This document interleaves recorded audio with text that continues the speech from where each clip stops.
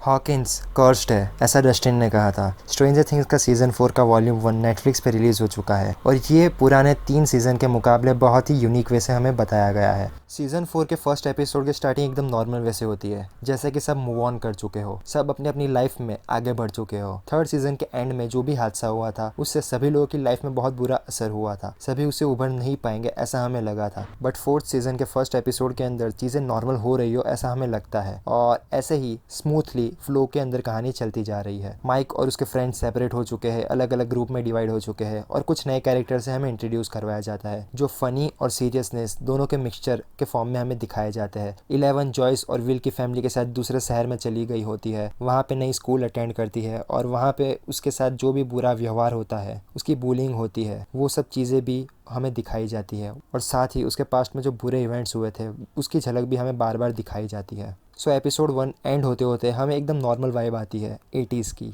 पर first episode जैसे ही and होता है हमें एक गूस बम्स वाली फीलिंग देता है। पिछले तीनों सीज़न के अंदर अपसाइड डाउन के अंदर जो भी प्रॉब्लम होती थी उसकी वजह से हॉकिंस शहर के ऊपर मुसीबत आती थी जो 11 की वजह से ही आई थी, पर इस सीज़न के अंदर प्रॉब्लम किसी और वजह से आई है। हॉकिंस एक श्रापित जगह है, जैसा कि मैंने वीडियो के शुरुआत में ही कहा, ऐसा डस्टिन ने कहा था। वो बात सच होती हुई नजर आती है। कई सारे लोगों की अचानक से बहुत बुरी तरह से मौत होना स्टार्ट हो जाती है, एकदम मिस्टीरियस वे से, और उसी राज के पीछे का पर्दा हटाने के लिए नैन्सी एज ए रिपोर्टर उसका पता लगाने की कोशिश करती है। और इसी के बीच हमें एक नए एनिमी के बारे में पता चलता है, वो अपसाइड डाउन के अंदर ही था और वहाँ से लोगों को कंट्रोल कर कर उनके सोल को खींच लेता था अपने अंदर, जिससे वो और ज़्यादा स्ट्रांग हो जाए।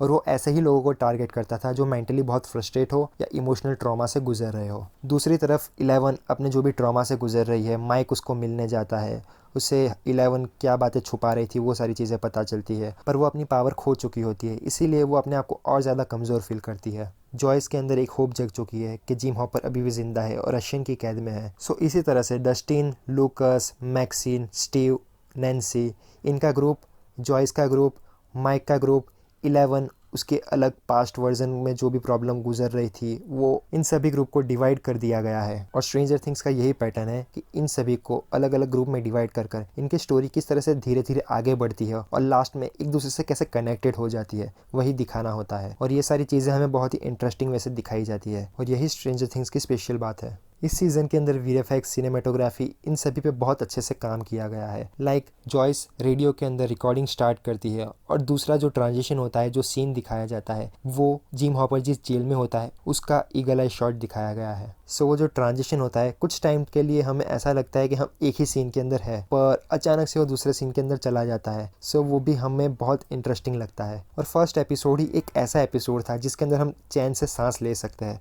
सेकेंड एपिसोड से इतनी ज़्यादा भाग दौड़ मच जाती है मिस्ट्री को पता लगाने की, सांस लेने तक का भी, आंखों की पलकें झपकाने का भी हमारा मन नहीं करता। हर एक डायलॉग को हम ध्यान से सुनते हैं, हर एक सीन को वापस हम देखना चाहते हैं रिवाइंड कर कर। इतनी ब्यूटीफुली सिनेमेटोग्राफी और वीएफएक्स को यूज़ किया गया है। और बीजीएम, जब भी पुराने सीजन्स के अंदर एपिसोड एंड होता था तो 80s और 90s के सॉन्ग चलाए जाते थे, पर इस सीज़न के अंदर एंडिंग के अंदर हमें सिर्फ ट्यून सुनाई देती है। 11 के पास्ट में वो जिस लैब के अंदर थी जहाँ पे उसके साथ एक्सपेरिमेंट हो रहे थे, उसका भी एक्सपैंड वर्जन हमें दिखाया गया है। सो हॉकिंस के अंदर जो भी मिस्टीरियस मर्डर हो रहे हैं उसका कनेक्शन सीरीज़ के लास्ट एपिसोड के अंदर, लास्ट सीन के अंदर हमें पता चलता है कि कैसे ये सारी चीज़ें एक दूसरे से कनेक्टेड थी। सो ये सीज़न बाकी पुराने सीजन्स के कंपेयर में बहुत ही ज़्यादा इफेक्टिव हमें लगता है, बहुत ही ज़्यादा डार्क दिखाया गया है। हर एक एपिसोड की लेंथ 1 आवर से ज़्यादा ही है और फाइनल एपिसोड की लेंथ हॉलीवुड की जो नॉर्मल मूवीज़ होती है उसकी लेंथ के बराबर है, 1 आवर 40 मिनट्स। सो इन एपिसोड्स की लेंथ इतनी ज़्यादा होने के बावजूद भी हम इन्हें और ज़्यादा देखना चाहते हैं, इतना ज़्यादा हम इस सीरीज़ के साथ अटैच हो जाते हैं। सो इस वॉल्यूम 1 के एंडिंग को ऐसे पॉइंट पर छोड़ा गया है जहाँ से हम इसके वॉल्यूम 2 का इंतज़ार बेसब्री से करना चाहते हैं। और स्ट्रेंजर थिंग के पुराने सीज़न को देखने के बाद ये बात तो साफ़ हो जाती है कि इसके दोनों वॉल्यूम के अंदर जितने भी कैरेक्टर डिफरेंट ग्रुप के अंदर डिवाइड हो चुके हैं, वो सब इकट्ठा हो गए, अपना अपना एक्सपीरियंस शेयर करेंगे और एक ही प्रॉब्लम पे फोकस करेंगे उसे फिक्स करने के लिए। और फर्स्ट वॉल्यूम के अंदर 11 की हेल्प के बिना सारे कैरेक्टर्स अपनी अपनी जर्नी में आगे बढ़ रहे हैं। सो वॉल्यूम 2 के अंदर ऑफकोर्स 11 का इन्वॉल्वमेंट होगा। सो वॉल्यूम 2 वॉल्यूम 1 से भी ज़्यादा इंटरेस्टिंग होने वाला है, यही मैं एज्यूम कर रहा हूँ। सो मेरा यही एक्सपीरियंस था इस सीरीज़ के बारे में। Thank you for watching this.